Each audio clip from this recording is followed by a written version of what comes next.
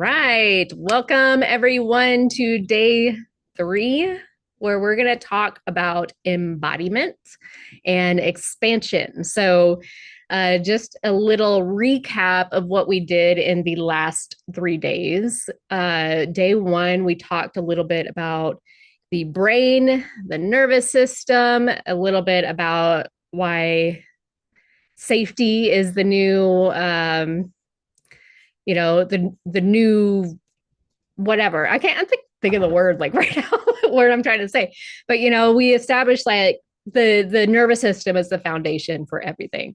And so you cannot build a life that your body doesn't believe it's safe to have, that regulation is not just a wellness like practice, not just like a wellness thing to do for your body, but it's actually like it's a prerequisite for everything that you're going after, all your goals, the life that you're wanting to create for yourself. So breath being the most direct evidence-based tool for creating that regulation. Day 2, we built on that foundation by introducing the intelligence of the heart.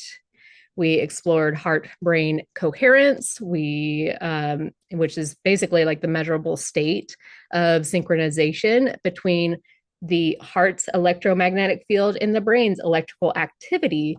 And we established that coherence is not, you know, merely just like a feeling of like feeling good or like well-being, but it's a frequency. And so frequency is the language through which the subconscious mind and, the subconscious mind communicates with the body. So your body then thus communicates that with the world. So today we're going to bring it all together. And so we'll talk about what becomes possible when a regulated nervous system meets a coherent heart. And we talk about the specific mechanisms that prevent people from sustaining expansion and how to address them. And of course, then we'll talk about embodying this practice, the distinction between knowing, all the things in this work and actually living it and doing it. So, and then we'll talk about what comes next. So before we jump into everything, we're going to go ahead and ground.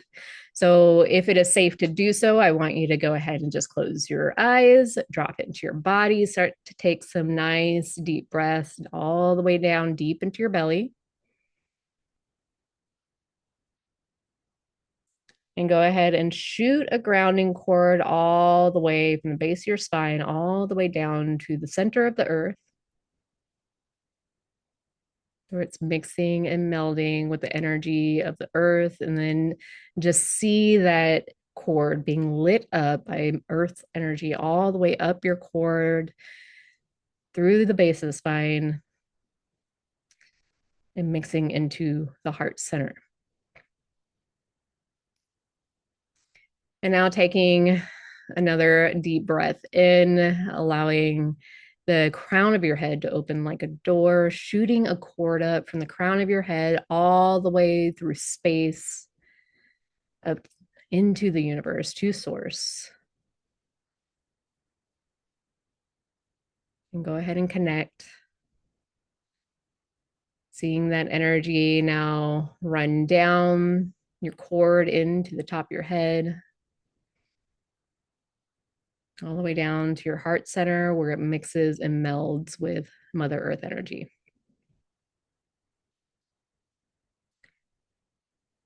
And now that we're here, now that you're in your body and ready to learn, we'll go ahead and open up our learning state. So we'll open our eyes. We're going to go into that Hakalau. So we're going to find our point in the room. So it could be something on the wall. It could be something outside. It could be where the wall meets the ceiling. But again, I just want you to keep your head straight, eyes pointed 45 degrees up. And then go ahead and take your hands and move them up and down. Wiggle your fingers if you need to as you're looking up at this point in the wall. And try to open up your peripheral vision, your expansion. And I'll just stay silent for a few moments while we do this.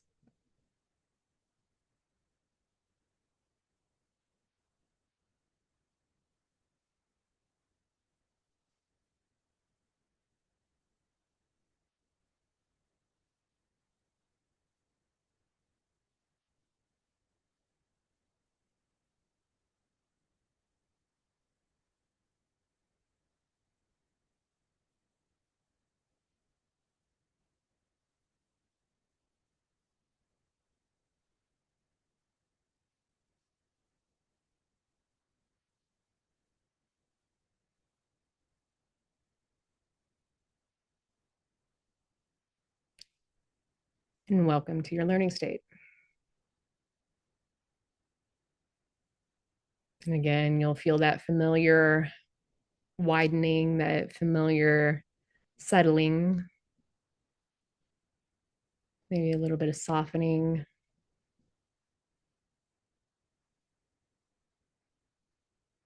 Notice that this state is becoming more and more accessible, a little bit quicker, a little bit more familiar. So again, neuroplasticity in real time. Your brain is learning a new default state.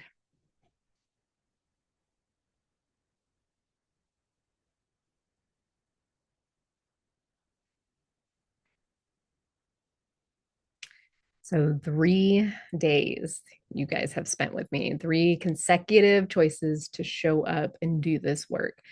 And I want you to recognize that, this represents, it's not just like a compliment, but it's data. Your nervous system has now had 3 days of consecutive experiences, and then we'll have another day tomorrow. But you know, we're experiencing the being safe, what safety feels like in our body, and of this being worth returning to every single day because you are worth returning to. This is not nothing. Like, this is the beginning of a new pattern. So again, with our 3 days, and let me just open my slides here.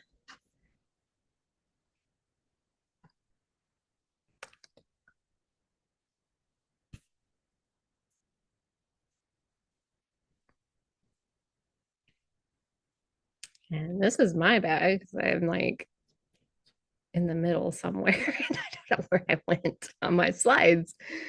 There we go. Okay. I'm gonna close that a little, rearrange all my tabs.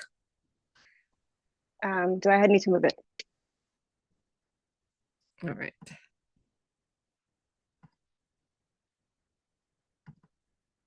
There we go.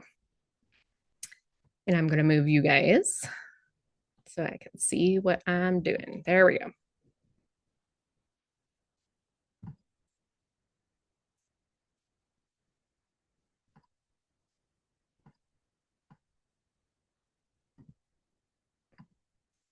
All right. So again,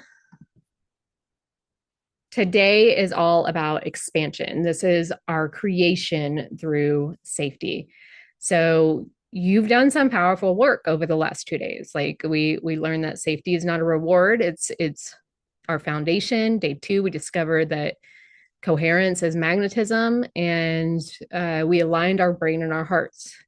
And when that aligns, your ego mind falls in the background, like the analytical, the logic factor. And so then your intuition becomes louder. You're able to hear it a lot more. You're able to expand possibilities a lot more. So as we've been talking a lot about with this is, the system, the more safe that it feels, the more expansion and capacity that you will have to allow abundance to flow in. So there we go. So we're going to talk a little bit about capacity, and so the concept that I want to touch on with this is, and I believe it pretty much reframes like the entire conversation about personal growth because and transformation and success and manifestation and all the things, but the main limiting factor in people's lives, in most people's lives, I would say, is not strategy. It's not information. It's not even motivation, but it is your capacity. Capacity, in the context that I'm using it, it refers to the amount of sensations and energy and experience that your nervous system can hold without contracting or collapsing or self-sabotaging. So again, we talked briefly yesterday about your thermostat. Many people have like this ceiling on how much income they can make, or what you might call the money thermostat. And so if you think of this kind of like, it's kind of like a container, like it's a vessel. Like the size of the vessel determines how much it can hold. So if you can pour as much water as you want to in the vessel, as you want into a small, balloons. I don't know where that came from, but okay. But the size of the vessel, it determines how much you can hold. So if you're pouring into a small container, it overflows. The container doesn't expand simply because you want it to. It expands because you have expanded through a specific process. So much like the thermostat, if you have a set point on the thermostat, like say, I've talked about this before. My house in Texas, I keep it typically around 75 to 78. And so if it goes a little bit above that 75 or 78, depending on what I have it set at in the time of day. So if it's above the 75, let's say, it's going to cool down to 75. And then sometimes it might dip below and then it'll heat up a little bit. So, your nervous system is essentially that thermostat or that container. The size of your container, your capacity, determines how much love, how much success, how much visibility, how much abundance, joy that you can hold without your system triggering a contraction response, cool down response, or overspill, right? So the upper limit problem. So Gay Hendricks, in his work called The Big Leap, described what he calls the upper limit problem is basically the phenomenon whereby people will unconsciously sabotage their own success or happiness or expansion when they approach the edge of what their nervous system has defined as safe. So this is primarily the reason why change feels scary. Even if that change will give you everything that you want, it feels scary. So the mechanism is precisely what we've been discussing over this time. When you begin to experience more success, love, visibility, happiness, excitement, joy, your nervous system's current capacity, more than you can hold, the threat detection system will activate, even if they're good things.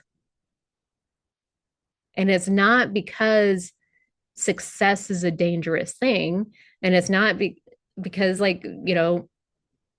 success wouldn't give you everything that you want, that you think that you want, right?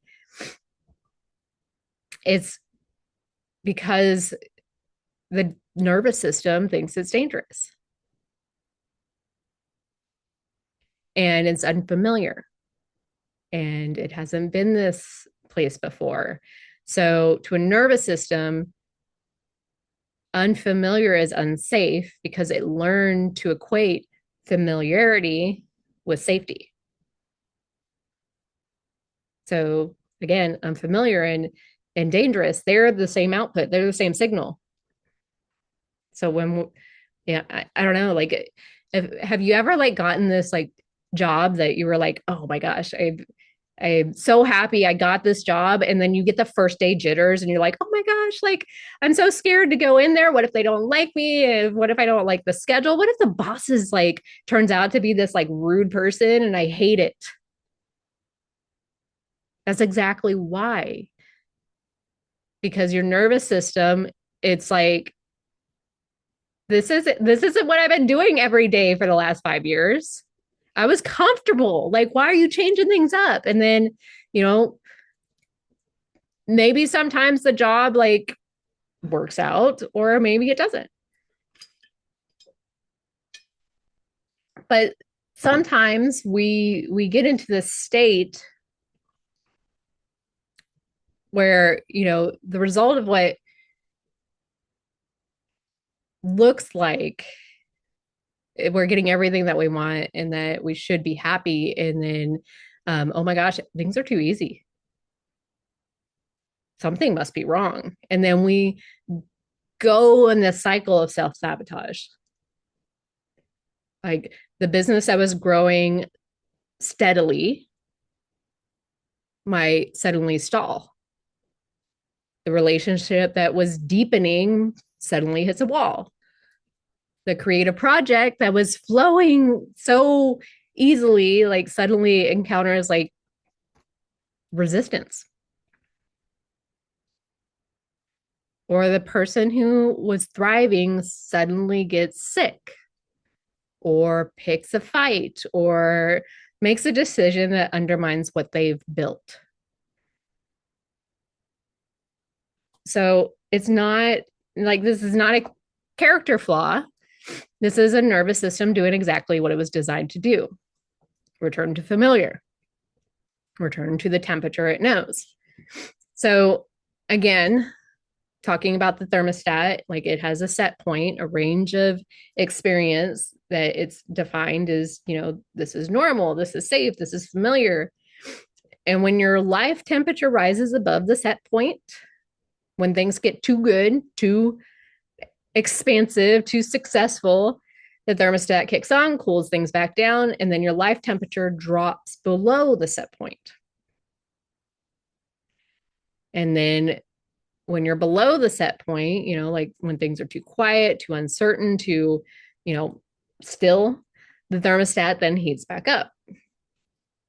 And then that's where we get our little bursts of, creation of, maybe drama or crisis or urgency. And so the set points actually, it's established early on in life. Like it was calibrated to the level of love and safety and abundance that was present in some of your earliest experiences and environment. So it's been running that calibration ever since, regardless of how much you've grown, regardless of how much you've healed, or how much you consciously want something different. So the work of expansion is not forcing the thermostat higher. It is gradually, safely, consistently recalibrating it, teaching the nervous system that, higher temperature is not dangerous, that more is safe, that expansion is survivable. And this recalibration happens through the body, through breath. So through consistent experience of being in an expanded state, like just ever so slightly, and surviving it, the accumulation, it starts to accumulate evidence that the nervous system can hold more than what it currently believes that it can.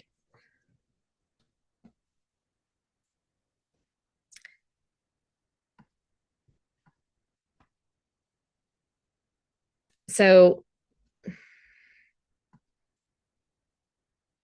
this is a critical distinction, because I want to do, like, I do want to spend a moment on this, because there's a lot of belief out there in the personal development world that, growth requires pushing through discomfort, pushing past your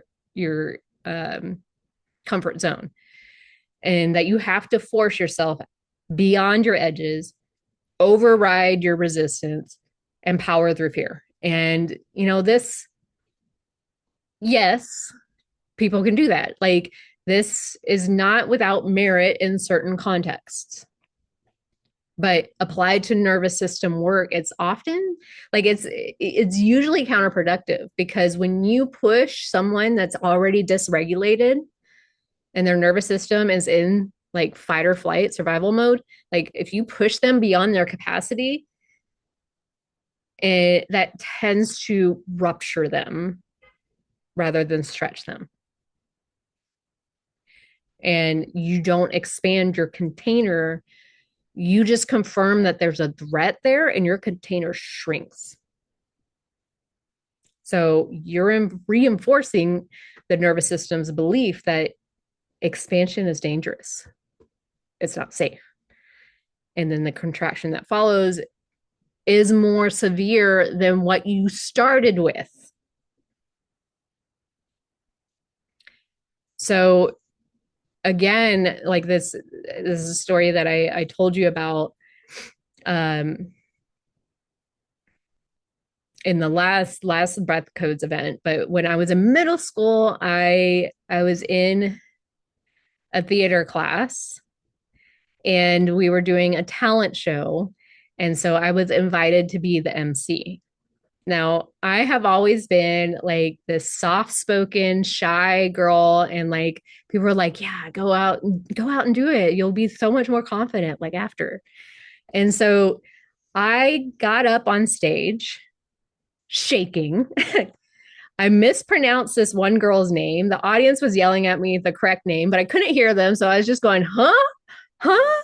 And then interrupted somebody's like musical performance because somebody had their brother on their band, and I interrupted the performance because I thought they were done, and then like all these things like happened, and it's just like contraction, contraction, contraction. It was a shock to my system. It was too far outside of my comfort zone. So from that point forward, it reconfirmed that I should be quiet, I shouldn't be in the spotlight, it's safer to just not speak. So fast forward to my years in healthcare, adult me still felt it was safer to not say things, to stand in the background, not like if I was confused on something, I would just figure it out on my own because I didn't want to look stupid. So I was hiding. So not only that, but like I developed a stutter as an adult. And so it was like, I just won't speak. Like it's better to just not, because then like I look stupid. So in the beginning, when I started my business, I already had a mental block about, this is hypnosis being too woo-woo for healthcare people. And I didn't want my coworkers to necessarily see. I thought my friends in high school would judge me. So it's like I put a message out there that I was starting a business, and I said it was hypnosis, and then like I just hid. I was like, don't ask me what I do because I'm not gonna freaking tell you what I do. And so then evolutionary or evolution wise, like with the business, like I was told to start doing Facebook Lives. So I did these in my Facebook group. I started out with maybe like 5 minutes or less. I would just talk about something real quick and then jump off, because like the visibility was like a little bit outside of my comfort zone. But I didn't go to the point where I was like so far that I just stopped. It was just little bits and pieces. So 5 minutes ended up being, 30 minutes, sometimes longer. And, and now here I am like teaching 3-day classes and going for longer than I want. Kara knows. She's been in my classes, but sometimes like my hour-long classes end up being like an hour and a half to 2 hours. So it's like, you know, my voice when I started out, yes, it shook. But every little expansion was just expanding my capacity little by little by little so that I could hold more, so that I could stretch my capacity without rupturing and throw in like the nervous system work along with it. Like that's how sustainable expansion happens. So sustainable expansion happens at the edge of the window of tolerance. So like the zone just like barely beyond the capacity where the system's challenged, but not to the point of overwhelm. And yes, we can still get overwhelmed because like in business, there's like a million things that we can do every single day and still not have enough done. But you know, it can experience something new and survive it. And then there's evidence that I survived. And then it updates the model of what is deemed safe, if that makes sense. So that's why breath work is such a powerful tool in these respects for expansion, because a well facilitated breathwork session creates a contained supportive experience for expanded states that might otherwise feel overwhelming within this framework of safety. So every time it does, the window of tolerance will widen and your container grows.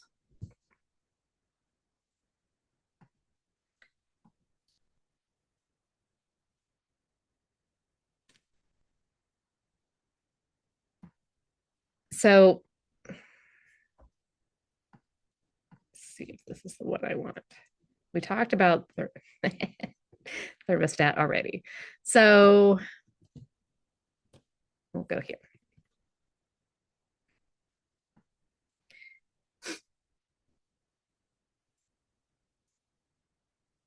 So the abundance formula, basically, this is kind of like a framework that synthesizes everything we covered over the past 3 days to a simple applicable equation. Abundance equals safety plus coherence plus capacity. So safety gets established through regulation. It opens the door when the nervous system is not running that survival pattern anymore. The subconscious receives a coherent signal, and it knows that it is safe to receive. So this is where your reticular activating system retunes our filter of the world. Like, or you can think about like prescription sunglasses, like our prescription changes. We see the world in a different light. The prefrontal cortex, again, comes online, our CEO brain. And the door to abundance in all forms cracks open, or sometimes swings wide open. And then coherence is established through that heart brain synchronization. So it's amplifying the signal. When the heart and brain are working together, the electromagnetic field you are broadcasting is ordered and stable and powerful. You're not just thinking about what you want, but you're being the frequency of it. And frequency attracts frequency. So remember, you have to vibrate at a certain level or be at a certain frequency at a certain level in order to see the things on that frequency level. And then with capacity, expanded through consistent practice, it determines how much you can hold. Safety opens the door, coherence amplifies that signal. But if your container is small, what comes through the door will overflow. So, capacity work is the ongoing practice of stretching the window of tolerance, of teaching the nervous system that more is actually safe. And it's not a one time process, it's a practice, a way of living, and it is available to anyone that's willing to do the work.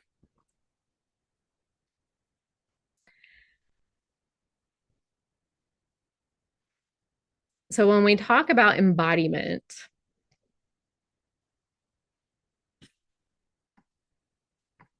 I might have.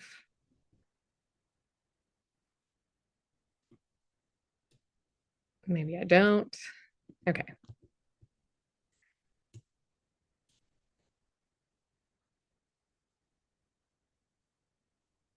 Okay. We'll go here. So we talked about the thermostat, but the embodiment of living it and not just knowing it, like this is probably the most significant gap in personal development and healing work. The gap between knowing the information and being, like living it, doing it. So we can understand that everything I've taught over these past 3 days is basically like this is the intellectual level. Like I can explain this till you're blue in the face. I can have scientific research to back it up, but I can explain polyvagal theory and the mechanics of heart brain coherence and the articulate the upper limit thermostat problem, like the outline.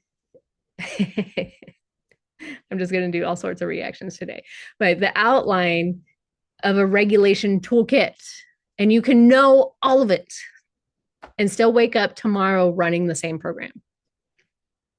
That's because knowledge by itself does not create transformation. Knowledge creates the possibility of transformation. But transformation itself, lasting, genuine cellular level change requires embodiment.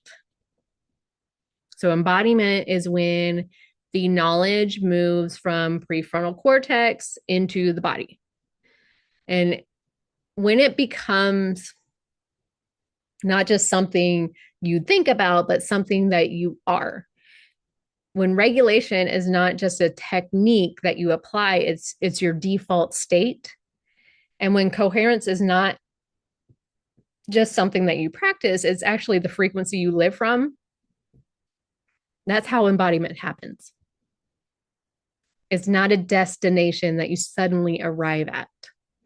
It's a process. And it does have specific requirements. So the brain, the nervous system, it loves repetition. It learns through repeated experiences. And then through repeated experiences, it creates automation.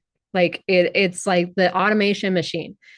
Like when we first started brushing our teeth when we were young, like we're all clunky with it. Like mom's telling us, like, do your front teeth, do the side of your teeth, do your upper teeth, do your bottom teeth. Make sure you get on the inside, both sides, now do your tongue. And it was clunky. Like we had to be told every single step, every single time until just one day it just happens.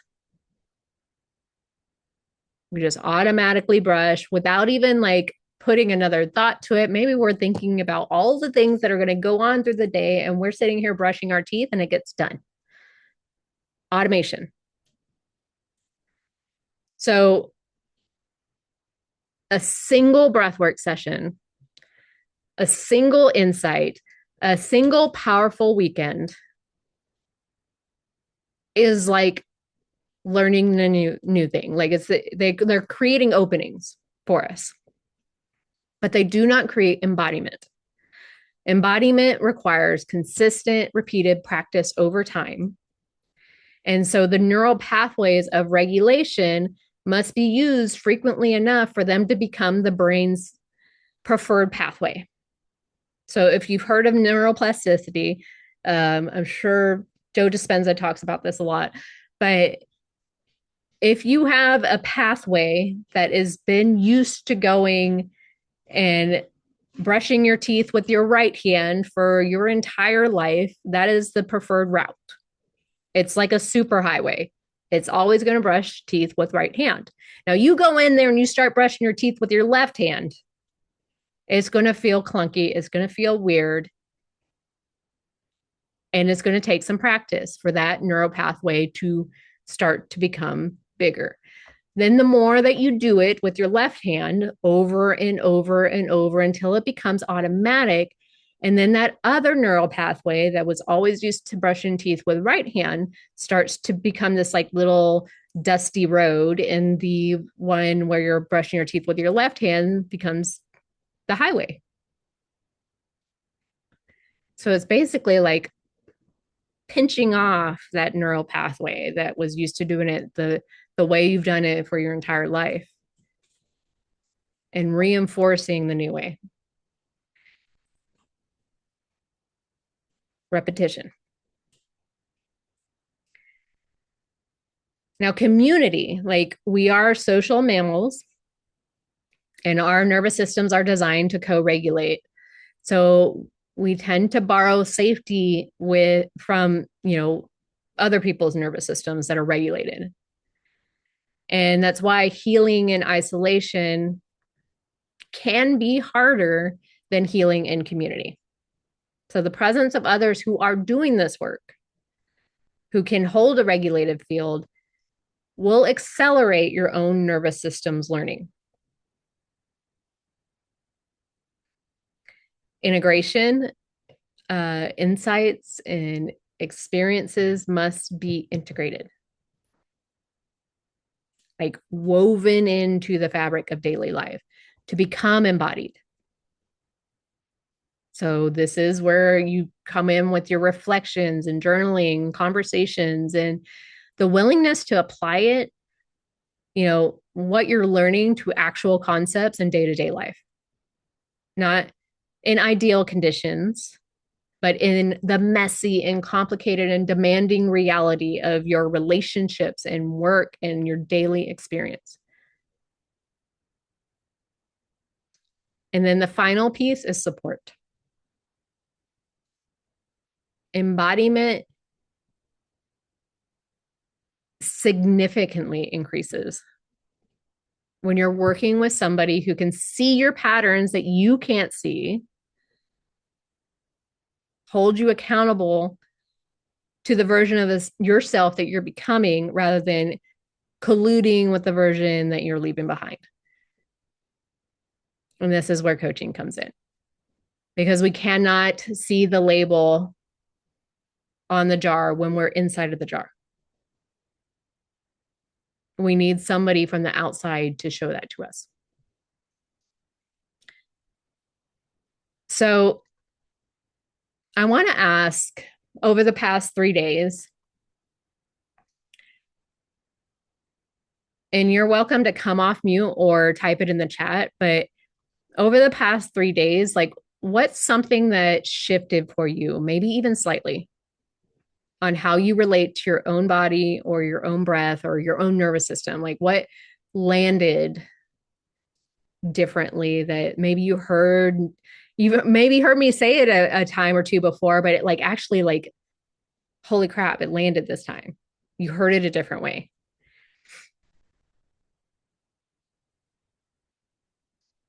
And I'll give you time to either type those in or if anybody wants to come off mute, totally up to you, but no pressure.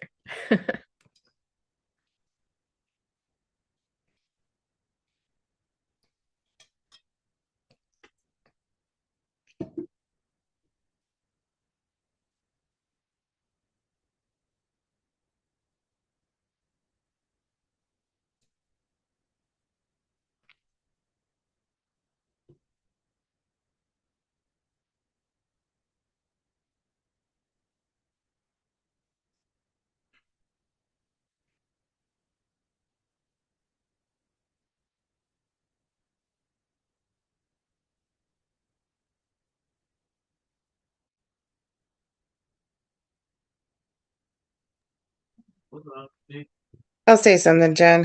I All right. was gonna type it, but it's too much to type. So I've heard you tell the story about the the stage thing. I forget what you called it, where you mentored the event. What do you call it? Mhm. MC, yeah. MC'd the event. I've heard you tell it a few times, but when you just said it this time, you were talking about how the overload, um, it triggered in me, aha, like, yeah, that's exactly how to explain it when those situations happen. Like, I know that that's the situation, but it didn't like register to that level Hmm. until you just said that. So it kind of Yeah. made sense all of a sudden as to the stress and the fears and all that all balling up together, and then just that whole everything going wrong, and basically you're drawing it into yourself because you're expecting it to go wrong, or you're not comfortable doing what you're doing, but you're stepping out of your box, but then just the whole overload part makes it even that much more amplified than what it actually is. Yeah. So 100%. And I will say, like, because you're starting a business, a lot of us are starting businesses here, right? And that is probably the biggest personal development thing you will do in your entire life because it shows you a lot of things that pushes you beyond your capacity. And it's very, very common when you're starting a business or trying to work through and you running into all the kinks and the things that are going wrong to it's so common to just get so overwhelmed that you're just like just gonna retract. I'm not gonna do anything, right? Like then you feel stuck, and then you know, like the momentum doesn't come up, and like you're losing your momentum. It's like you're pedaling a bike so fast, and then all of a sudden you're like, yeah, total momentum block. Like it's like you hit a wall and you can't just you're frozen. mm-hmm. And then after like a day or so, like you said, it's just like, oh, so it's like, well, you know, it really wasn't that bad. Let me look at it again. And then it's kind of like, oh, what was I thinking? And you get through it and you get to the next step, and it's like, okay, that wasn't as bad as I thought. But it's just that moment, that frozen moment of I can't do this. My mind takes over instead of my, heart. My mind just goes reeling, and then it's like, oh my God. Yeah, been there. Except it wasn't days for me. It was like sometimes weeks, so or months. But yes, totally understand.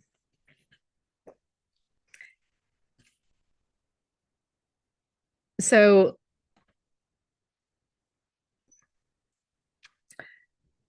as we get close to the end of the teaching today, like I want to do like a little integration practice, and we'll go, of course, deeper into this in the Healing Day event tomorrow. But this is kind of designed to bring everything together, everything that you've learned to anchor it in the somatic level. So I'll have you go ahead and get in a comfortable position. And if it's safe to do so, close your eyes. You can sit or lie down.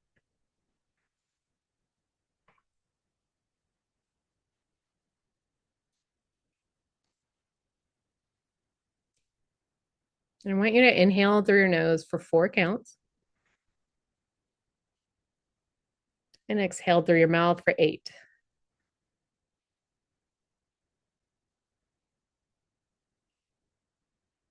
Inhale for 4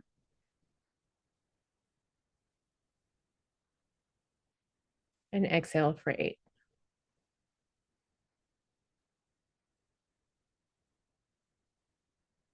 Start to notice the places that you might be clenching.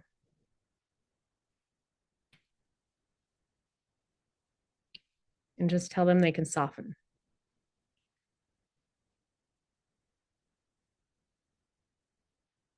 And continue to inhale through your nose for 4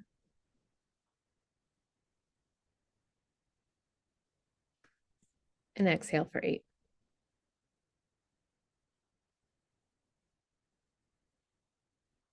And start to feel your nervous system settling. Feel the amygdala quieting. Maybe the prefrontal cortex starting to come back online.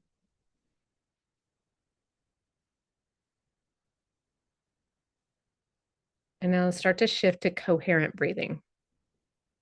5 counts into your heart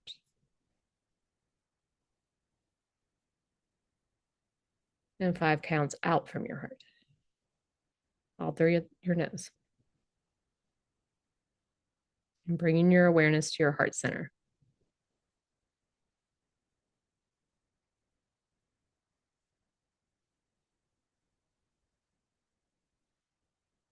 And activate a genuine feeling of appreciation or love.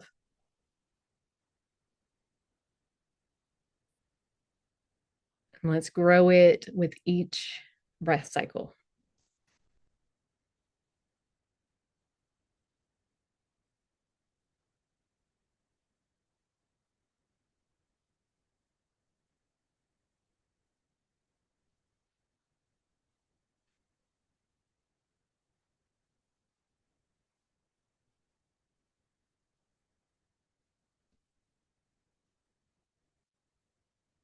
As you inhale, allow your heart to swell. And exhale, sending it out.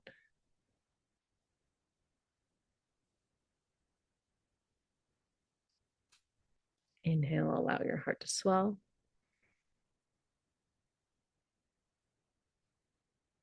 And exhale, sending that love out.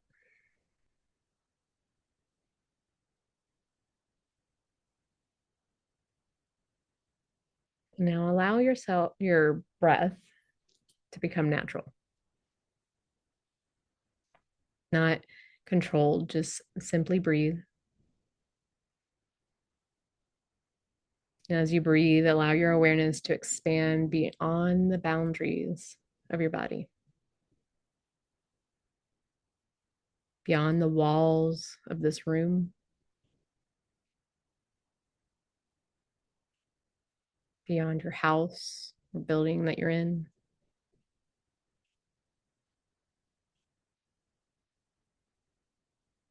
beyond your city and state, beyond this country.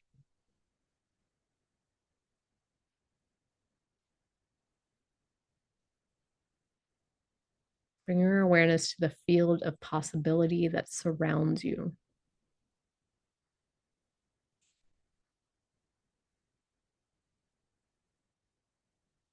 See your nervous system's container growing, expanding, becoming more spacious, more flexible, more capable of holding what you're here to hold.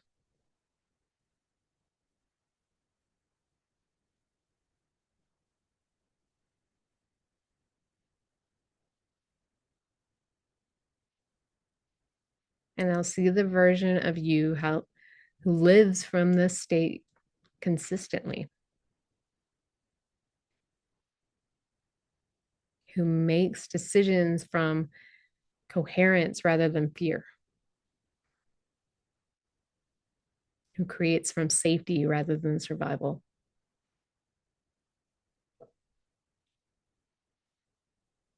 who receives without deflecting or minimizing, who expands without snapping back.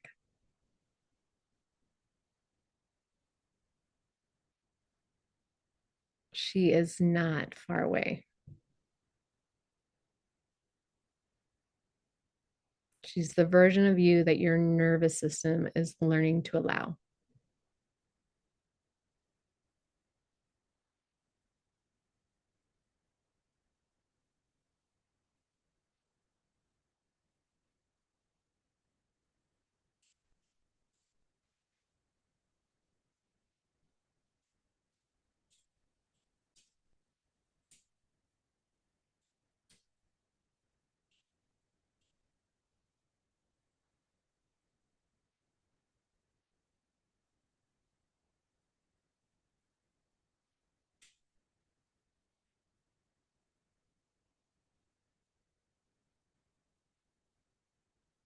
Now, as we anchor this in, I want you to take one deep, full breath, filling completely. And as you exhale, feel this state anchoring into your body, into your cells, into your nervous system's memory. And silently affirm to yourself, my body is not in the way. It is the way.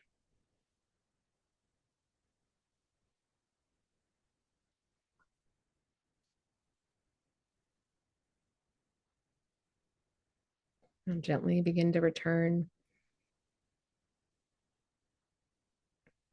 Feel your feet on the floor, feel the weight of your body. Maybe wiggle your fingers and your toes. And when you're ready, slowly open your eyes. Welcome back.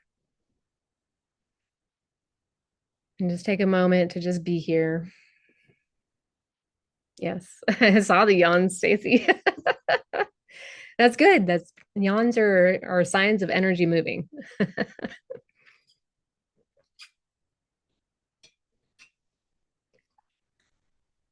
Now,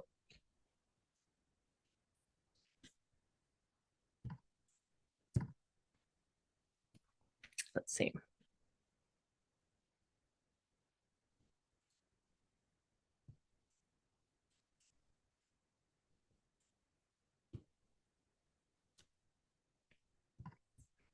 Over the past 3 days, you've experienced something real. And it's not just conceptual, but real. You felt your nervous system shift. You've touched coherence. You've begun to expand your capacity. And you've had a direct embodied experience with what this work can do. And so I want to offer you two specific pathways for taking this work even further.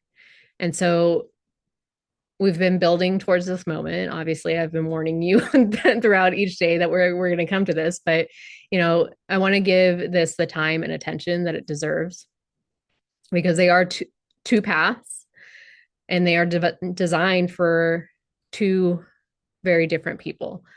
Though some of you will feel called to both. So I'm going to walk you through each one with complete transparency because I do believe that you deserve to make this decision from a regulated state, coherent state, and not from urgency or pressure. So path one is the Soul Shift Facilitator Certification Program. Say that 5 times fast. But this path is for those of you that felt something shift this week and recognize that maybe for the first time that and maybe even confirmation that something you've known for a while, that you're meant to do this work for others, that you don't quite fit in the mold of the person working under someone, that you want to take this out to the world. And this transformation that you've experienced is not just for you, that you have a calling to hold space for others and for other people's healing. So, Soul Shift Facilitator Program is a comprehensive training in what I call multidimensional breathwork facilitation. So, it's not a certification in a simple breathing technique. It's basically a training in a full architecture of transformation. It's the neuroscience, the somatic psychology, the energetic and quantum dimensions of the work, and the practical skills of holding a safe, powerful container for another person's progress. And so this curriculum includes the science of breath work. We're going to get like really deep down and dirty so that you can fully understand like neurologically, physiologically, biochemically what happens with conscious breathing and how that creates change so that you can explain it to others. And maybe you want to be on like summits or whatever else to like promote yourself. You can fully explain this to another person and talk on this. So you won't understand just what I do. But this is precisely like why this work works. And the understanding makes you significantly more effective as a facilitator because it also puts that belief in you. It shows you that this isn't just, like talk. It's scientifically proven. We'll talk about specific breath protocols for different therapeutic and transformational goals, whether it be regulation, trauma release, emotional processing, expanded states, integration. You'll have the complete comprehensive toolkit, not just a single technique. We'll talk about sound and frequency work, how to build a playlist, what the use of binaural beats does, the solfeggio frequencies, the intentional sound architecture that supports and deepens the breathwork experience and opens the different layers of the subconscious mind. And the relationship between auditory frequency and brainwave state, which is actually really well documented. Like you learn to work with it intentionally as a significant differentiator from other people that do breath work out there that just like put on a playlist and tell you to breathe, right? Like this is going further in. And we'll talk about somatic body work, and actual energetic facilitation. So you're not only learning how to be a breathwork facilitator, how to do hypnosis in your breathwork, but also you're learning how to do energy work. And this actually curated energy work by me, based on different modalities that I've used and brought together to make it my own. So you're learning my my energy work and how to read a client's body, how to support them, how to work with what arises in a session, how to regulate a field, how to support someone else's nervous system, and in doing what it needs to do. There's parts of this we're going to talk about being trauma informed. So, ethical and practical frameworks for that so that you can work safely with people who carry significant trauma histories. And, like it's not optional, it's foundational. Like you're going to experience people that have gone through trauma. And then we'll talk about the theta state.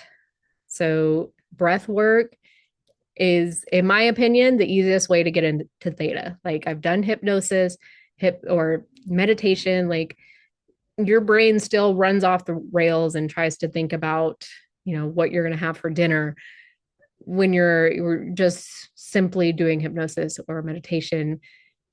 The breath work gives the brain something to do.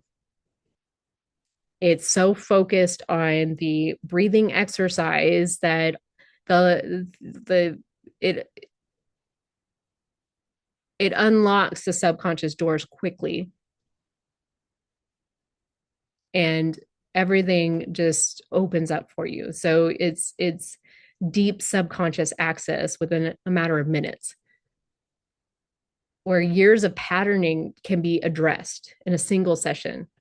So learning to guide clients through this state safely, effectively, and one of the most powerful skills a facilitator can develop. And so we don't stop at just clinical and facilitation skills, but we'll train you in the business of breath work because, of course, the certification does not just translate into a sustainable practice, automatically. And so I want to speak directly with you into the opportunity here because it is substantial. Like the demand for breathwork system or nervous system regulation tools, like it's never been higher than it's been right now. We're navigating a collective mental health crisis of, it's historic proportions. Anxiety disorders are the most common mental health condition in the United States, and it affects over 40 million adults. Burnout is super high, like it's epidemic levels. Like virtually every profession, especially I would say healthcare, like first responders, teachers, the system that was supposed to address these challenges, basically like traditional healthcare and pharmaceutical intervention and therapy, like standard employee wellness programs, like they fall short. They're overwhelmed and in many cases insufficient. So in this landscape, breathwork offers something completely and genuinely different. Somatic, it doesn't take drugs. It doesn't take talking about it. You don't have to like go into your story. And it's immediate accessible tools for nervous system regulation that produces measurable results in one session. And with cumulative sessions, lasting change. So, there's a ton of populations that need this work. Like it's not you can niche down, but everywhere, everyone needs nervous system regulation. Like you can talk about the first responders, the firefighters, paramedics, law enforcement, like they're exposed to chronic acute trauma every single day. They have some of the highest rates of PTSD and burnout and suicide of any professional group.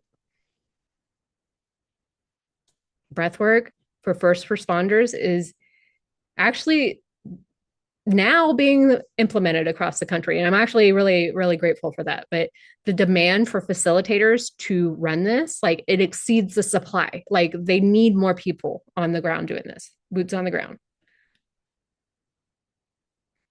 Teachers, educators, like teachers who are like they have classrooms full of like children who are dysregulated. Like you can only imagine what handling their own dysregulation is like. Like there's virtually no institutional support for their nervous system health and virtually none for kids too. But the burnout rate in education right now is staggering. And the need for accessible regulation tools is like, we need it like yesterday. And then coming to children, like anxiety in young people is at the highest rate it's ever been. Schools, pediatric practices, family therapists, they're all seeking evidence-based and of course non-pharmaceutical tools. They don't want to just push drugs on kids. Adults they're okay with, but like kids, they're like, nah, right? And breathwork circles for children and teens is starting to grow in underserved areas. But there's still so many places it needs it. And so going down the line, like women's groups and circles, women that might be navigating hormonal changes, life transitions, divorce, chronic stress of carrying the load, corporate organizations, companies that there are a lot of these tech companies, like they're way ahead of the game on, employee health, but they're recognizing employee burnout and chronic stress are not just, like a disorder, right? Like they're not just personal problems, like they're actual, they're made in the environment that they've created under their organization umbrella. Like that has financial consequences. People who are burnt out don't come into work as often, or they call out sick, or they, get sick more often. So corporate wellness programs, like, yes, they try. I always have this funny story about how like the place that I was working at the clinic, they would have 15-minute meditations every Tuesday at 9 a.m. while we had a full schedule of patients with no break in between. Like, there's no way we're going to freaking get on a call for 15 minutes when we're barely keeping afloat, right? So, yes, some organizations are starting to incorporate this in their wellness programs, but like it's not as sufficient. They could do better. Veterans, people who return from service carrying PTSD, that psychological imprint of combat trauma, they often fall through the gaps of traditional mental health care.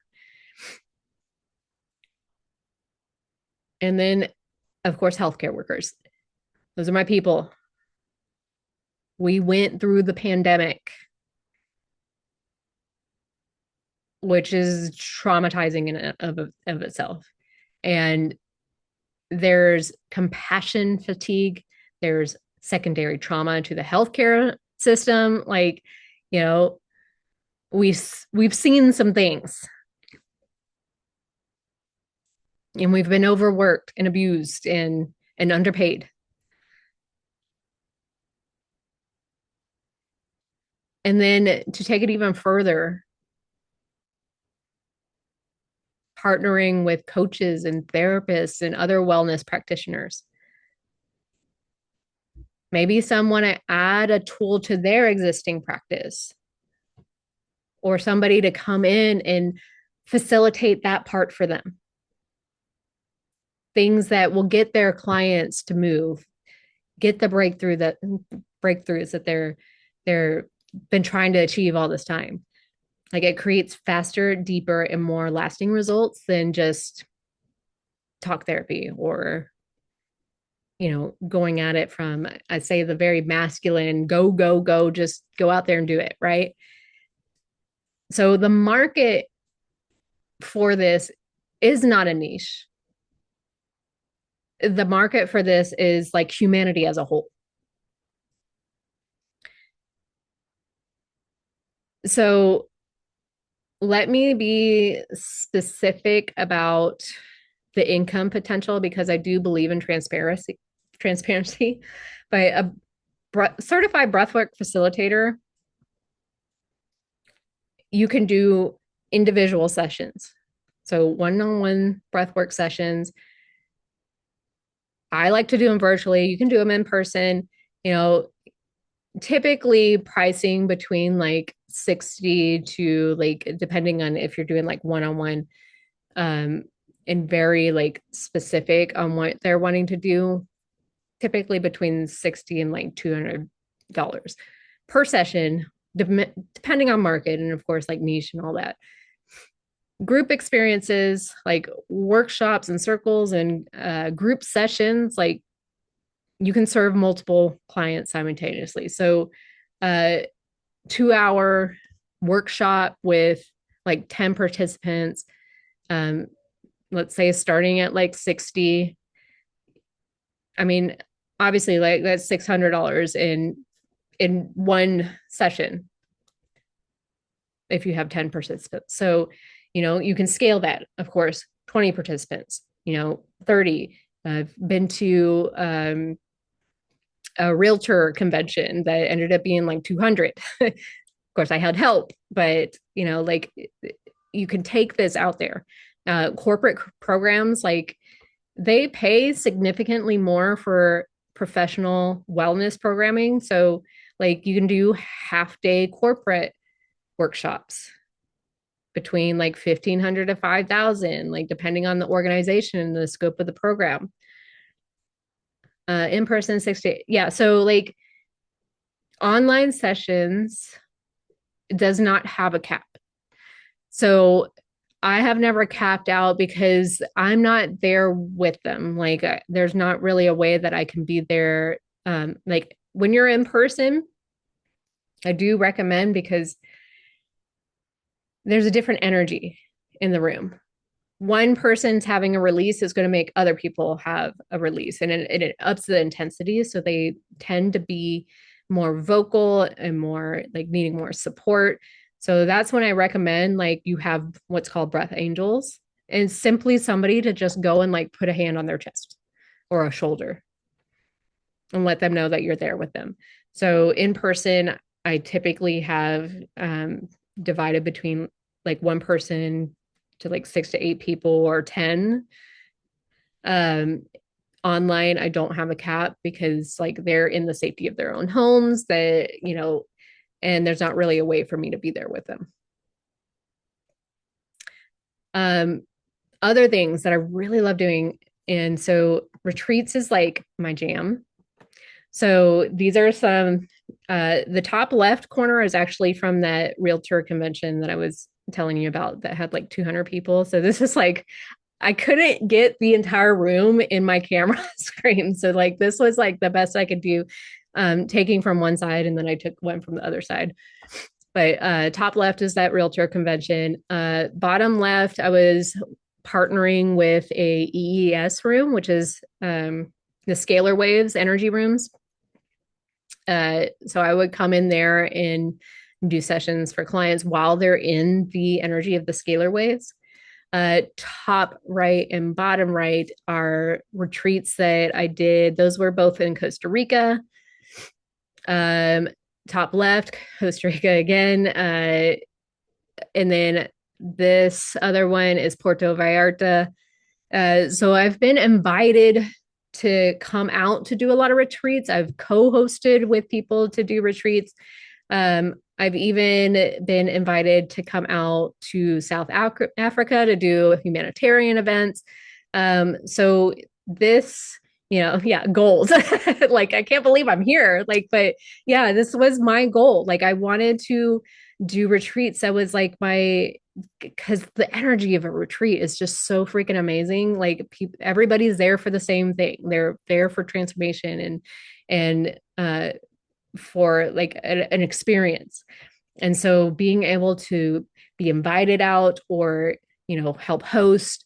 I'm actually doing a retreat next weekend in town for a women's circle. And so like it's sometimes the invites are like, I have to see my kids sometimes. Like I'm being like invited out over here and like out in Chile. And I'm like, whoa, that's like a 14-hour plane ride. Like it's crazy. So once it starts opening up, and people get to experience this work, like the great thing about it is like they become raving fans and then they tell you or tell other people about you. And then you get invited out to more things and more events. I also partner with my chiropractor.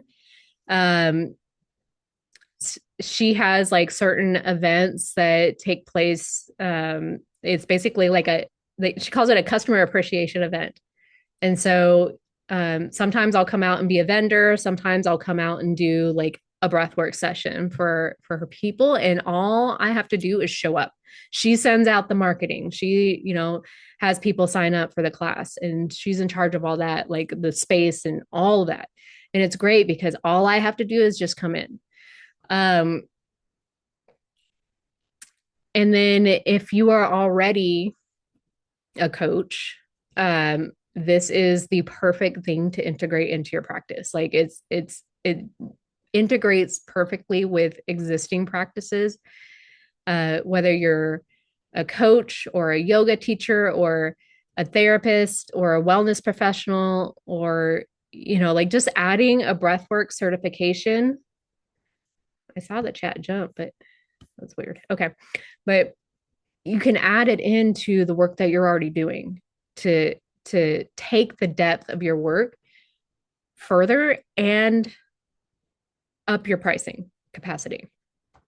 So many practitioners find that adding breath work allows them to raise their rates across the board. And because the results they produce, because the results are more significant, they're more consistent, they're more profound. People have breakthroughs.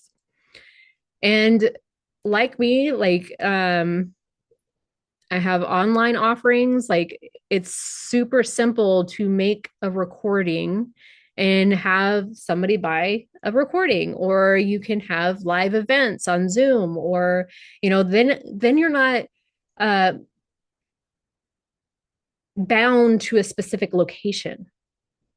Like this is some like online events or digital memberships. Like I can have people go into my back office and listen to breath work whenever they want, and they just pay a monthly membership fee. Or I can lead an event when I'm visiting, North Carolina, or visiting a friend in wherever. Like it's there's no constraints to this work. There's no constraints to, where you can generate income with this work. So as a part-time breathwork practice, if you do like 10 to 15 hours a week in this, like realistically, you can generate between 3 to 6,000 a month part-time. And as a full-time practice with corporate and retreat offerings, like it's easy to make six figures annually. And these are not projections, like these are actual results of practitioners who have done this work with, consistency and intention. Um, I like to share, I probably should have pulled it up, but there is a graphic that shows people looking for holistic or coaches, or like professionals, or like things that are in the realm or the scope of a breathwork facilitator. Like people are starting to wake up that the healthcare system is just keeping them stuck in a cycle of sickness, that therapy is not really working, that like they're noticing that they are dysregulated, and they don't exactly like feeling the depression and the anxiety. Like it's they're people are noticing, and it's on the uprise, that people are actually out there looking for other types of coaches. And so it has risen, like I would say like 5 times. Like it's gone up 5 times in the last like 2 years of what it was projected to be, and is projected to climb like double by double by double by double, like every single year, to the billions. Like people are spending money on looking for facilitators. So this is my, you can say my baby. What happened here? Okay, I can't go to the next slide for some reason. Hello. I don't know what I did. There we go. Okay. Oh, I just did it again. So we'll go into that in just a second.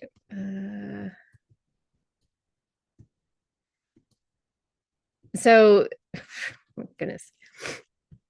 I'm going to share with you the actual program here. So we are learning what's called multi-dimensional breath. So again, this is several different tools that are rolled into one. You're not only learning about trauma, breath work, you're learning how to create playlists, you're learning how to weave in the different modalities and frequencies and sounds. You're learning hypnosis so that you can take them down into deeper states and release certain blocks. You're learning the energy and how to hold that space for them, how to somatically work on the body. So it's not surface level teaching. This isn't just like telling you how to teach somebody how to breathe in a certain way for a specific amount of time. So what this is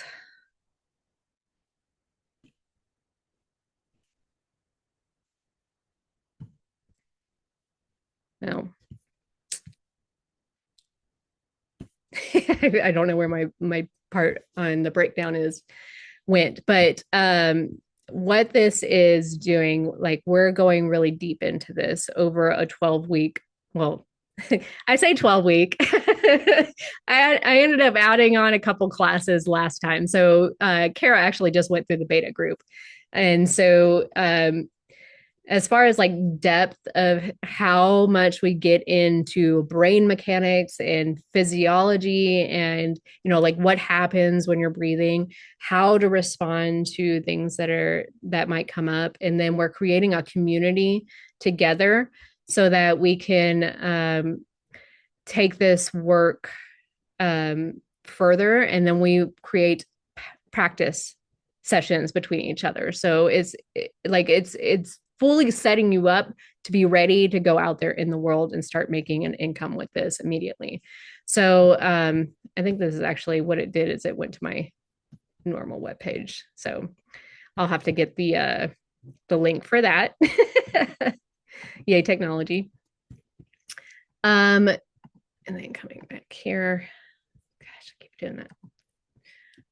So the actual program for the facilitator program is $44.97. And so, yeah, Kara, did you want to say something? Yeah, I'm sorry. I probably should have raised my hand a second ago. I just wanted to add on to what you said about how it can be added to coaching and just speak up about how, initially when I started, I thought this was just an add-on to my coaching, but in my heart, I feel like there's a shift. And so my goal now is to lean more towards having breath work be the introductory part of my business and like retreats. And then when people want to go deeper, doing coaching. So it's kind of been an interesting shift for me, but it just speaks to me and it's helped me so much. So I just wanted to say that it's just been awesome. So awesome. Thank you for saying that. And yeah, you actually bring up a good point too, is part of this work that that I'm teaching is I want you to become a regulated facilitator yourself. So we're not only am I teaching you how to deliver this work, but we're doing the work with you as well, because it is super important for you to be coherent and regulated before you ever step into the room, because people are going to attune to your energy and they will not feel safe with somebody that is dysregulated or, all over the place.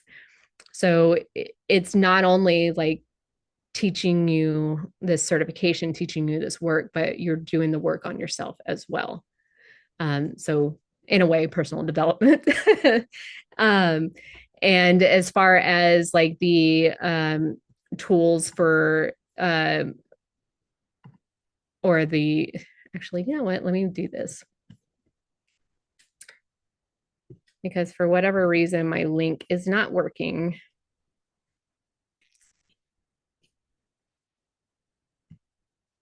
So I'm going to stop share on this. And we're going to go share on this. So this is the web page I was trying to get to. So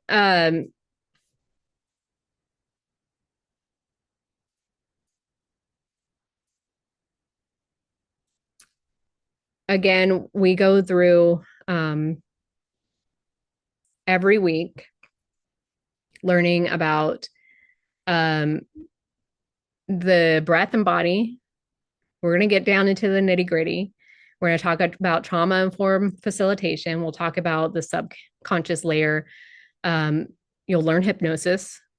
You'll learn the energy. We're going to talk about somatics and body work. So this is basically when somebody is having an experience, where do you touch them so that they can feel safe? Like maybe it's their chest, maybe it's their shoulder.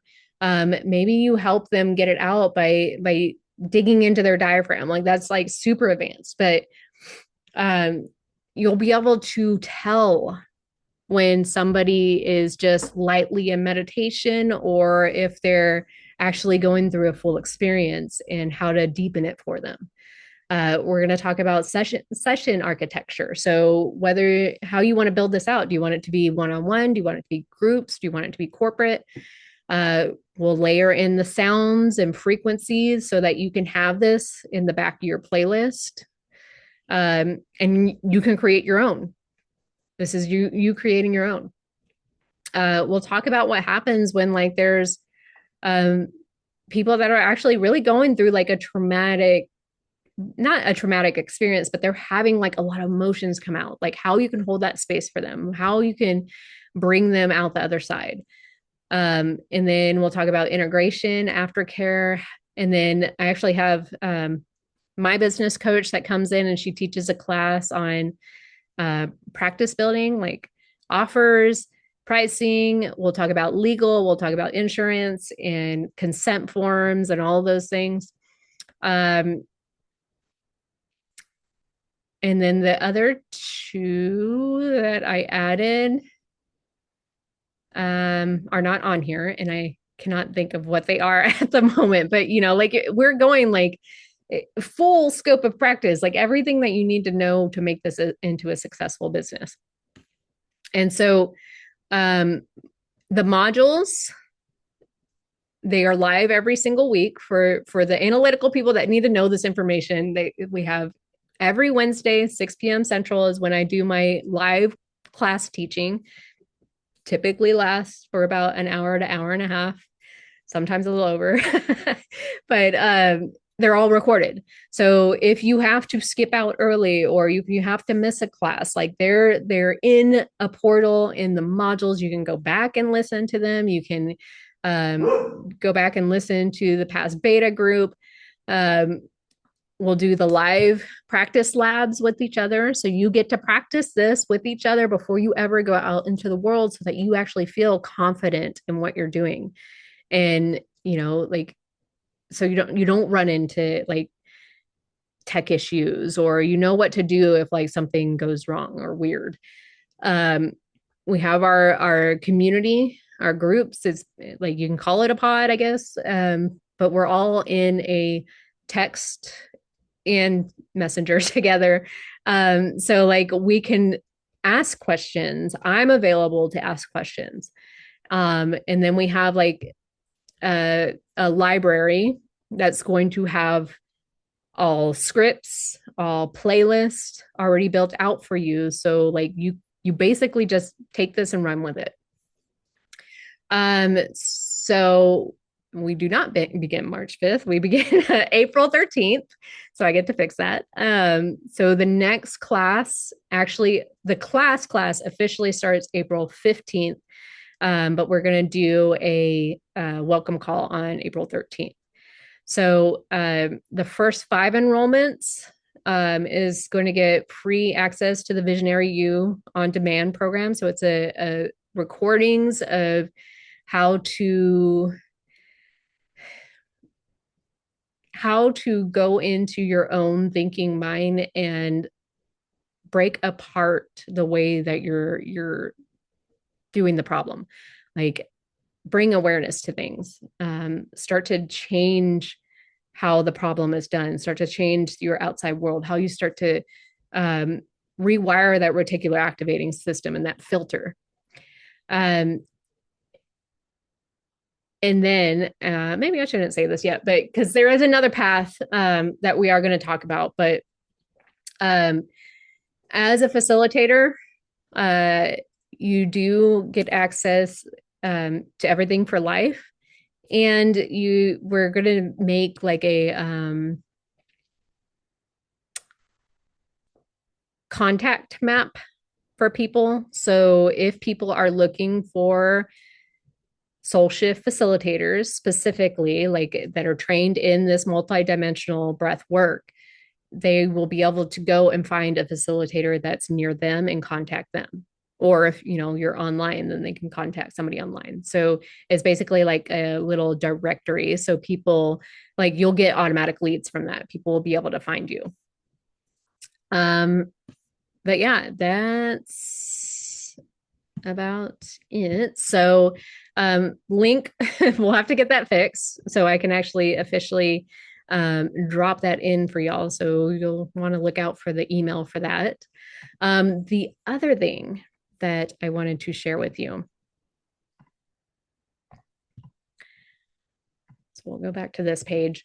So these are just some of the testimonials I've gotten just from breath work.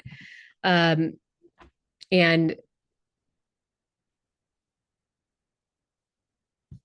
we'll leave it at that. But like it's just from some of the events that I've done, some of the retreats, or just simply like being online, which many of y'all have experienced and will experience tomorrow. So the pieces of what makes multidimensional, like this breathwork multidimensional. So we are going to be breathing in a certain, or the clients will be breathing in a certain way. And this is part of like kind of a breakdown of what you experience in the Healing Day classes, but we're breathing in a specific way, breath patterns for regulation and for release. So it's what's called activated breathing or down regulation breathing. So we breathe in a certain way to release certain things in the body that have been stuck for, periods of time. We're using sound frequencies. So the binaural beats and the solfeggio frequencies, they open up different subconscious gateways. We're using hypnotic affirmations so that we can reprogram beliefs at the subconscious level. The playlist, of course, and the live coaching, like I'm using specific songs at specific points of time, depending on where they are on the arc of the breath journey. Songs that say things that are relevant to what we're talking about, like the architecture of the words that we say at specific times. And then the energy is a form of sacred geometry. So we're bringing geometry in energetically that balances your field and their field. So together, this is the multidimensional experience and healing. So creating the most bang for their buck, a transformation in a session. Now, that is if this is calling to you to do this work. The other pathway that I have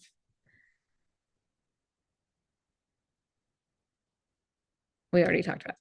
So the other path is this is brand new, brand spanking new. So beta program. Me and Kara talked about beta programs earlier. But we're doing a specific program, and this is kind of, if you've gone through the Visionary You program, this is taking a little bit deeper.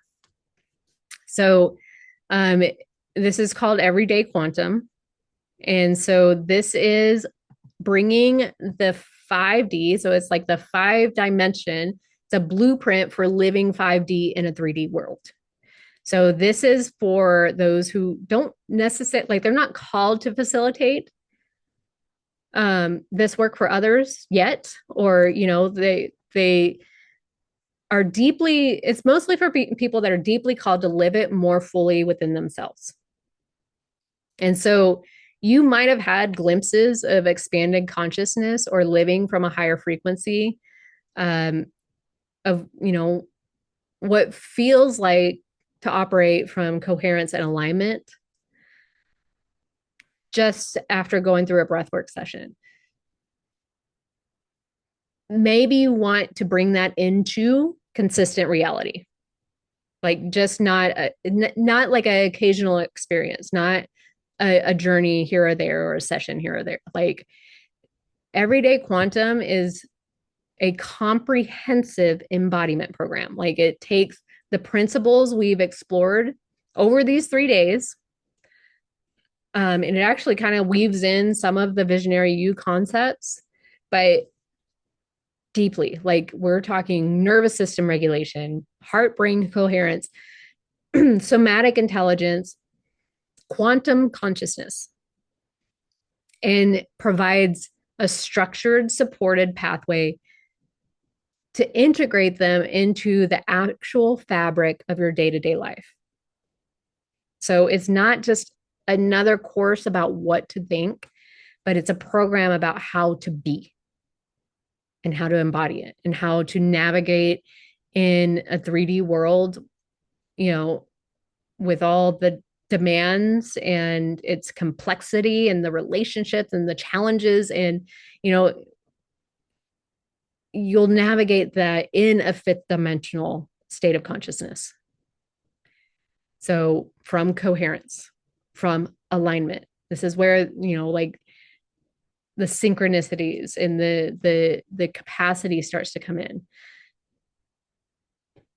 You'll operate from a regulated, expanded, embodied version of yourself that you've been touching on briefly this week.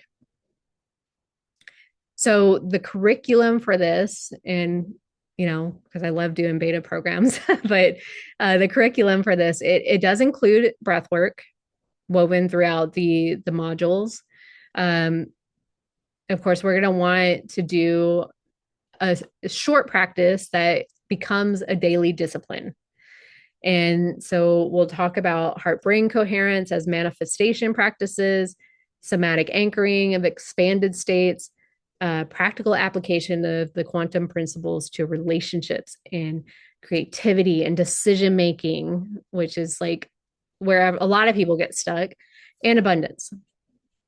So for those of you that enroll in the Soul Shift Breathwork Facilitator Program, Everyday Quantum will be included.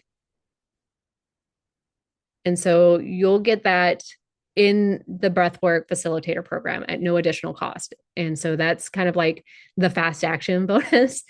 And the reason for this is straightforward, because the most powerful facilitators are the ones who have done the deepest personal work on themselves, the ones who have lived the transformation they are guiding others through. So Everyday Quantum is that personal work. It's the inner journey that makes you not just a competent facilitator, but, you know, an extraordinary one. So this bonus is available for those that take action within like we'll say like a 2-week enrollment window. So like the first 2 weeks is when you'll be able to get this automatically. And I'll share the specific details. I'll have to do a follow-up email. But the program by itself, so if you're not wanting to go the facilitator route, but you're wanting to do the Everyday Quantum, we're going to do that as a beta program for $500. And so this is just, it's going to be shorter. So it's probably just going to be like 6 weeks. But we'll meet live every week and the recordings will be dropped into the portal. So if that is something that you wanted to drop into, link is not ready. So again, I'll have to send that out, but it's the alternate path if you're not quite ready. I will say that if you do the Everyday Quantum program and you decide later that you want to further it and go into facilitation, that I will take the amount that you paid for the Everyday Quantum and take that amount off the facilitator program. So you'll get $500 off if you end up going into the full facilitation. But that being said, there's a couple things I do want to address really quickly and then we'll wrap. Why now? And I talked about this briefly, but the world is in a moment of significant transition. So the old frameworks for work and health and relationships, for personal meaning, like are under pressure. Like it's breaking, the systems are breaking. And, you know, the people who are going to navigate this transition with grace are the ones who are genuinely useful to others that are navigating it. and the ones who have done the work. So the people that are regulated, basically, those that can access their own heart intelligence, who can hold expanded states without collapsing. And it's not a luxury, but it's a skill set.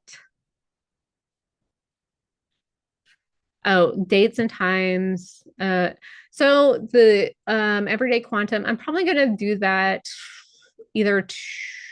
probably Tuesday nights. Either Tuesday or Thursday, but I think probably Tuesday. And it might not be later in the day. It might be a little bit earlier. We'll see. Again, I just like make shit up sometimes, and I'm like, oh, we're gonna do it on these days, but it's exciting because this is something that's been on my heart for a long time, and I've been getting lots of messages that I get to teach this, so I'm excited about it.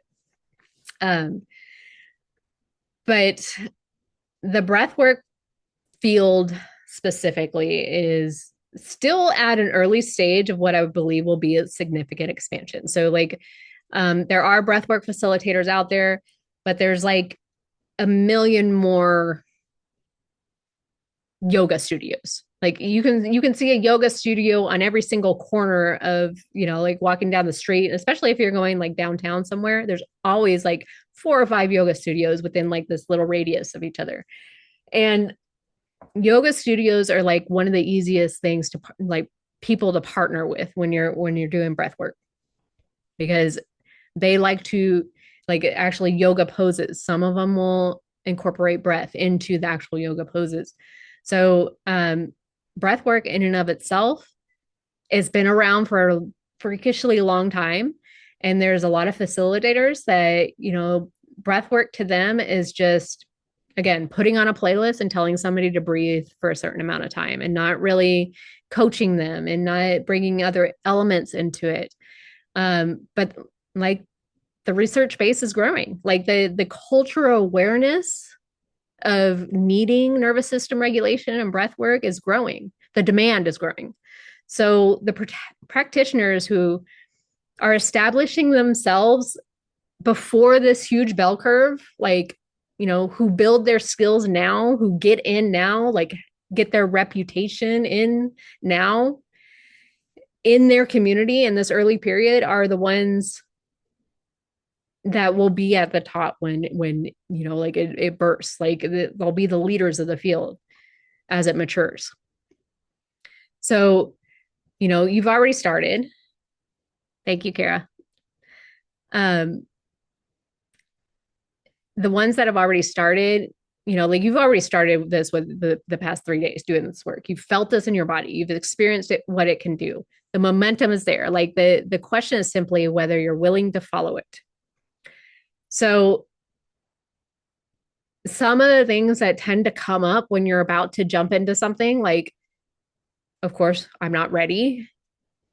Readiness is not a state that you arrive at before taking action. Like it's a state that develops through action. The nervous system does not feel ready for expansion. We talked about this before it has experienced that expansion. It feels ready after, right? Like, but waiting for readiness is usually, in most cases, like waiting for your thermostat to give you permission, and the thermostat will not give you permission. I don't have time. Of course, this deserves kind of a direct response, but the question is not whether you have the time. The question is, what are you currently spending your time on and whether it's producing the results that you want. Like, if the answer is no, you're spending time and energy on approaches that are not creating the change you're seeking. And the real question here is whether you're willing to redirect that investment. And speaking of investment, I can't afford it. Like, I understand financial considerations are real, and I just want to offer a perspective.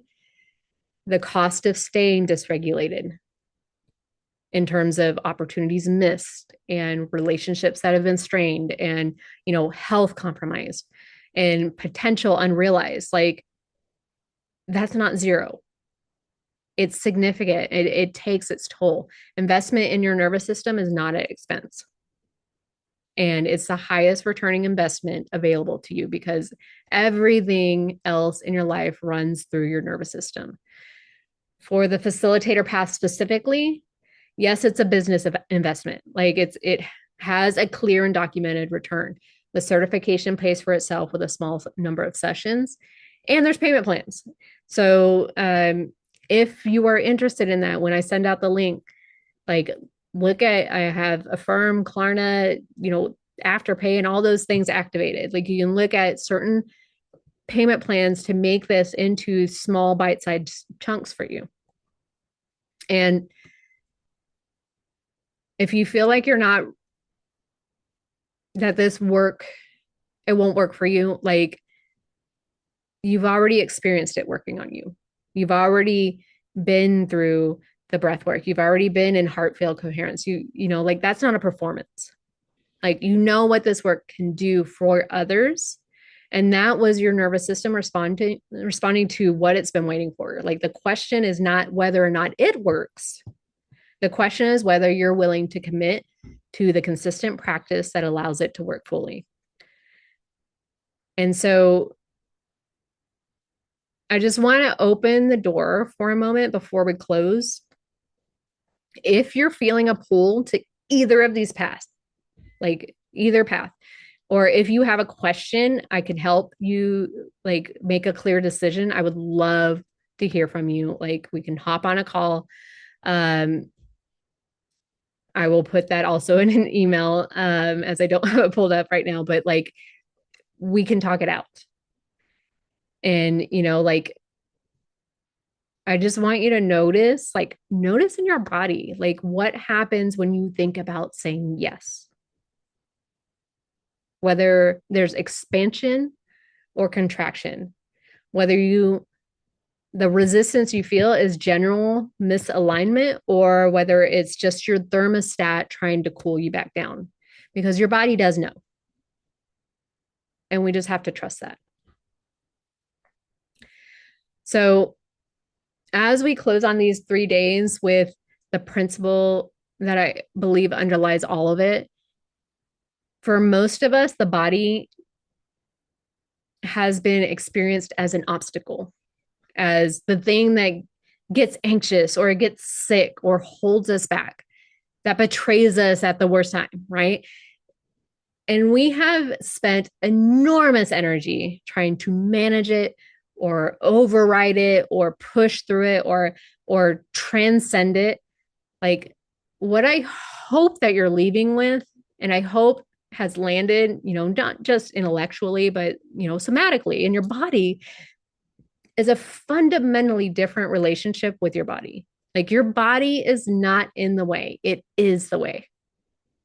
It is the instrument through which all healing happens. It's the container that must be expanded before abundance can be held. It's the field through which coherence is broadcast. It's the record keeper of everything you've survived and the vehicle through which you will create everything you are here to create. And so the breath is how you speak it, how you tell it the truth has changed, how you teach it that safety is available, how you expand its capacity to hold the life that you're here to live. And that is the work. It's not complicated. It's not quick either, but it is the most important work you will ever do. And it has already begun. So let us close these past 3 days with the way that we've closed every day, with a breath. But today we close with intention. So go ahead and find your position, close your eyes. Put one hand on your heart, one hand on your belly. And we're going to breathe through each day in 3 phases. So for day 1, for regulation, inhale for 4 counts. And exhale for 8.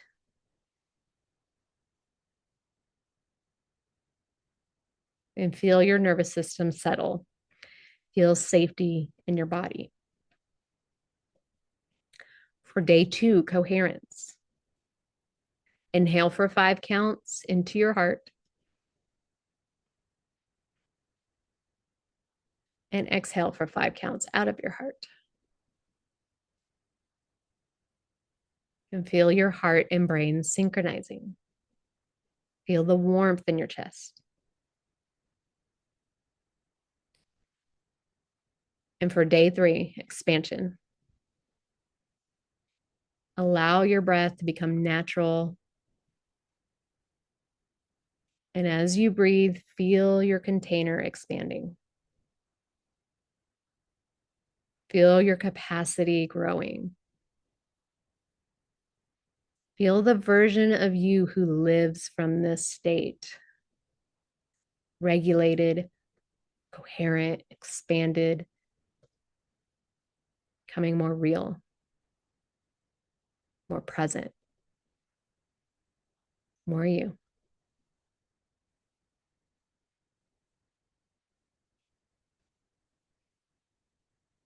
And take one final full breath, filling completely. And as you exhale, let it be a release. Everything that's ready to go. Everything that's been held on to for too long. Everything that's no longer yours to carry.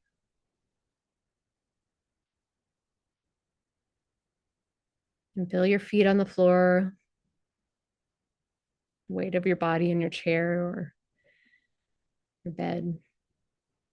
Feel yourself present in this moment. And silently affirm, I am safe, I am whole, and I'm ready.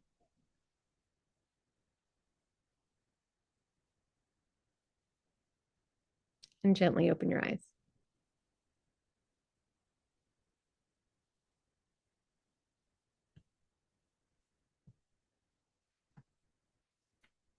And that is the breath codes. 3 days, one framework, one truth. You cannot build a life your nervous system doesn't believe it's safe to have. And now you have the tools to change what your nervous system believes. So use them, practice them, come back to them when you forget. And you will, but that's because you're human. But come back anyway. The world needs your regulated nervous system. The world needs your coherent heart, your expanded capacity, your embodied presence. It needs you. The full, unguarded, breathing version of you. So go be that. And tomorrow, again, we will seal this all in with the Healing Day event. Do not forget, it is at a different time, Thursday, 6 p.m. Central Time. I will send you a reminder 15 minutes before we start, but come prepared with headphones. Don't eat a huge meal beforehand. Have your water, your blankie, go pee beforehand. And I will see you on the other side. I appreciate you all. Love you all. And we'll see you then. Bye now.